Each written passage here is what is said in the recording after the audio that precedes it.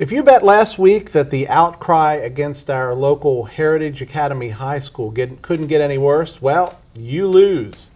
The school has made local and national headlines in recent weeks for their decision to not allow honors senior Maddi Runkles to walk in her graduation ceremony because she broke the school's honor code by engaging in premarital sex. How did they know that? Well, she admitted it to them after finding out she was pregnant and deciding to keep the baby.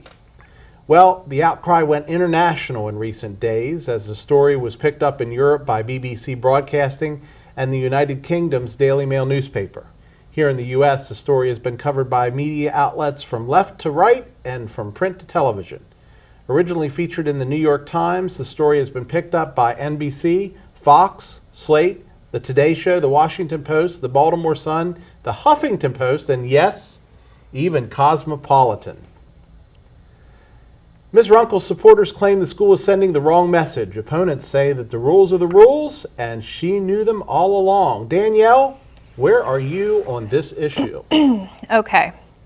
Very strong opinions on this issue.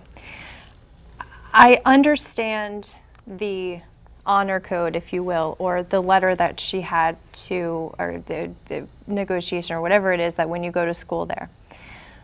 When you're visibly pregnant, you can't hide it, right? So she, in my opinion, made a moral decision, a Christian decision, in order to keep the child. There's also part of that morality code of not drinking or doing drugs. How would they ever know that? Or what if, other students had abortions and nobody ever knew about it? I think, I really admire her for going to the school and telling them about it. And for some reason, they allowed her to stay. My question is, why will they not let her walk? If they allowed her to stay in the school, why can't she walk at graduation? Ken? Well, first of all, good on her for taking responsibility for her own actions. Good on her for deciding to keep the baby instead of taking the easy way out and hiding it all. I'm torn. I really am, because on one hand, yes, she did, sign that honor code that said, she wouldn't, engage in these activities that were against Christian values. At the same time, the Bible teaches forgiveness. Right.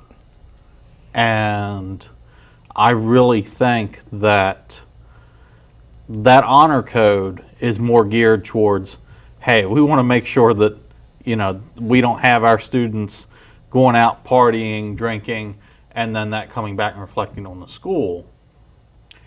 I really think that they missed an opportunity here. Mm-hmm. They missed an opportunity to say, yes, we had this honor code in place. Yes, she violated it, but she came to us and told us. And because she was willing to admit fault, we're willing to forgive her. Yeah. I really think that they missed the opportunity to take that stance, and that would have so elevated their position in the community. And it's a matter of perception for the school, just like you had said, so they don't want to set a bad precedent or an immoral precedent for other students coming in, right. So that I feel like that's why the principal is putting this down on her.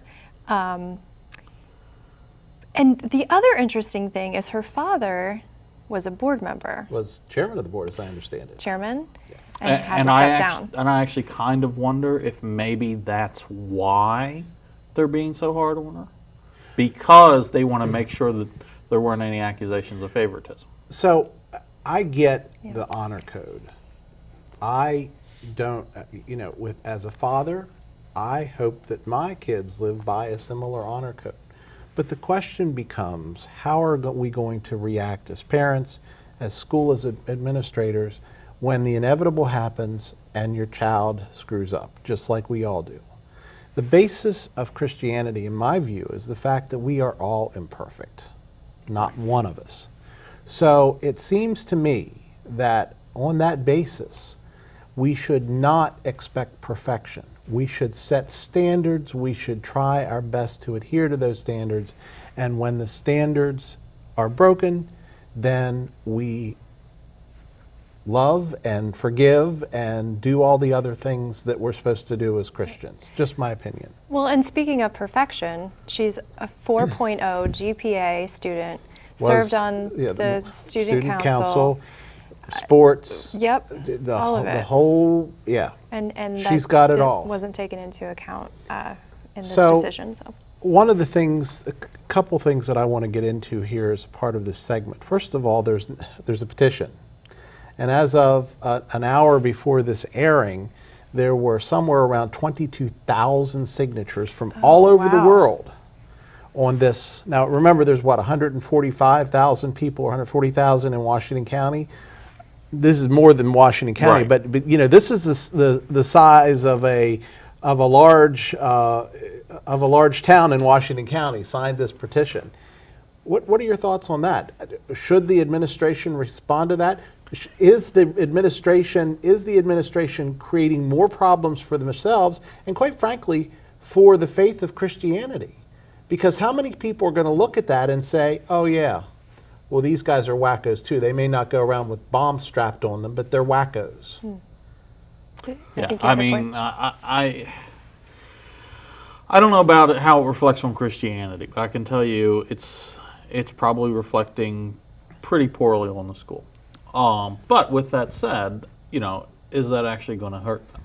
That I'm having a hard time answering, because, all right, if they are trying to, you know, stick to, you know, very strict Christian values of, you know, no partying, no drinking, no premarital sex, anything like that, and they're standing by this stance and refusing to let her walk, then anyone who is, you know, steadfast, hey, that's the values that I want for my family, they're going to be attracted to that school bus.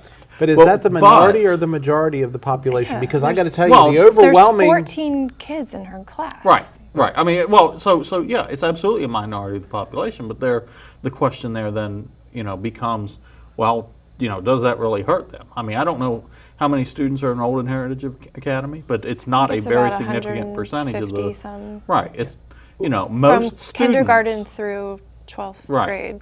Most students go to public school in Washington County. It's a very small select few who go to private schools in Washington County, and as I said, for the majority of us, this is a detractor. But for the minority, there is going to be a small minority of people who are going to be more interested in sending their kids to that school because of this, until it happens to their kids. What is the backlash from business sponsors that may be sponsoring? You know, you go into any of these private schools and there's signs for the various businesses that have sponsored their teams or their gym or whatever the case may be. I wonder what the backlash there is. The other thing that I found interesting from a purely economic perspective, when I went to their webpage, everything had been taken down except for two things. And by the way, if you look back and look back at some of the archives and stuff, you can see where there was a sports section and an About Us section and all of these other pieces. They're all gone, but for two things. A letter from the principal talking about the situation, and guess what the other one was? A Donate Now button. So I guess they're trying to make.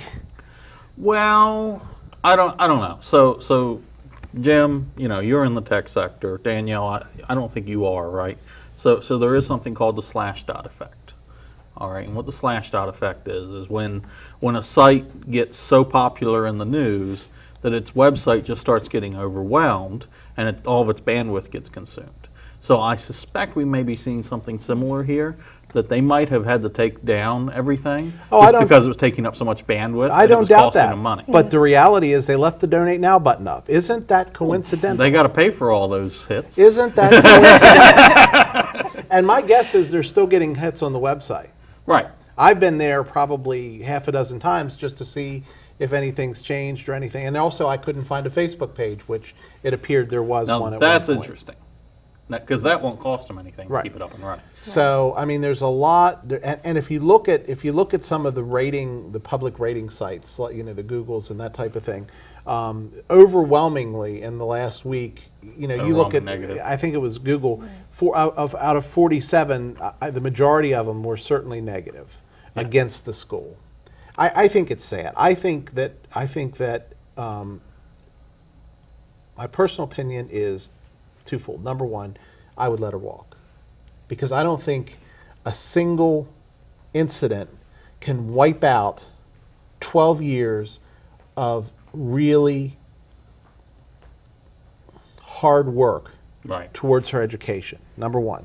Number two, I think they've dug themselves into a corner, and now it's just a matter of them saying, well, again, we're not going to move because we don't have to. You can't make Carrying us. out. Well, and also her brother was a ninth grader, or was a ninth grader there, and he had to transfer to another school because of all the controversy surrounding this. So the silver lining in all this is she is still graduating, right? She's graduating. She's She just graduating. can't walk. She doesn't get to walk. That's the thing But I don't she's still understand. That's a graduating. problem. Right. That's a huge problem. I don't get how you do that. Where is as I said last week, this is $5,000 worth of punishment for a $50 Yes. crime. Right. And this young gal is, has a what- bright future ahead Yeah. of her. She's about to become a mother. I mean, imagine all that stress on top of it, and now, her potential college career could be impacted. And what is because newsflash, teenagers are going to have premarital sex. I'm sure that everyone in the school is. I mean, So they just didn't. what precedent does this set Yeah. for future young girls that are at that school who may have an accident and get pregnant, and now they make a different choice? Right. Are you going to tell me that abortion, from a Christian perspective, is It comes down Yeah. to who's the one that's being immoral. And they're trying to keep up their appearances as a Christian school, and unfortunately, I think it's backfiring. Yeah, I agree. It is indeed. Okay, and you're going to have the last word on that, Ken. Perceived unconscionable drug price increases in Maryland lead to an unsigned law to prevent them. Stay tuned for that report.